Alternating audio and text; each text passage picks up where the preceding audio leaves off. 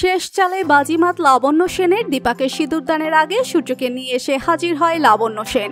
হ্যাঁ বন্ধুরা, আমরা এমনটাই দেখতে পাবো অনুরাগের ছোঁয়ার আগামী পর্বগুলোতে। বিস্তারিত জানতে আমাদের চ্যানেলটি সাবস্ক্রাইব করে ভিডিওটি না টেনে শেষ পর্যন্ত দেখতে থাকুন।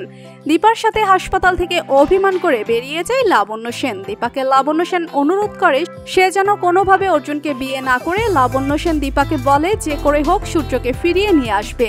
দীপা রেগে গিয়ে লাবণ্য সেনকে প্রশ্ন করে, আপনি এসব কি বলছেন? আপনি ঠিক আছেন তো ডাক্তারবাবু? সবটা জানার পরেও আসেনি।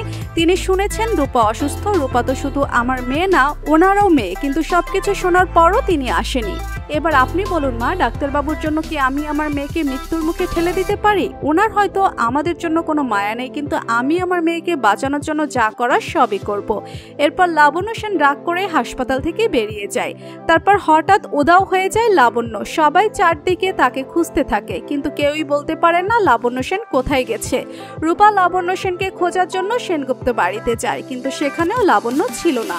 লাবণ্য আর তবলাকে না দেখতে পেয়ে প্রবীর বাবু মনে মনে ভেবে নেয় তারা দুজন মিলে হয়তো সূর্যকে খোঁজার জন্য গিয়েছে। প্রবীর বাবু আপন মনে বলে, লাবণ্য তুমি এসব কেন করছো? তোমার ছেলে আর আমাদের নেই, ও আমাদের পর হয়ে গেছে, ও আর ফিরে আসবে না।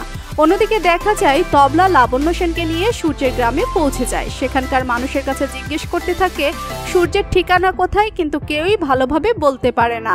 এরপর তাদের সাথে দেখা হয় বুদিয়ার। তাকে সূর্যের ছবি দেখালে সে বলে, আরে এ তো আমাদের ডাক্তার সাহেব, আপনারা তাকে কেন খুঁজছেন? আপনারা কে?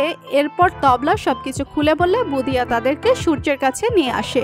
এরপর সূর্য লাবণ্য সেনকে দেখে বলে, মা তোমরা এখানে কেন এসেছো? তোমরা আমার ঠিকানা কিভাবে পেলে? লাবণ্য সেন সূর্যকে বলে, সূর্য তুই আমাদেরকে ছেড়ে কেন চলে এসেছিস? তুই কি করে পারলি আমাদের সবাইকে ছেড়ে থাকতে?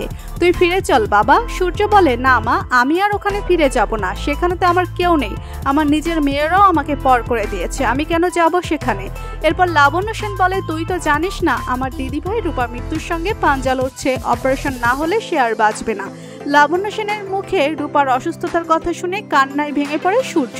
তো বন্ধুরা, শেষ পর্যন্ত সূর্য এসে কি রূপাকে সুস্থ করে অর্জুন দীপার বিয়ে আটকাতে পারবে? আপনারা কি চান সূর্য দীপা আবারও এক হোক? কমেন্ট করে জানিয়ে দিন আপনাদের মতামত।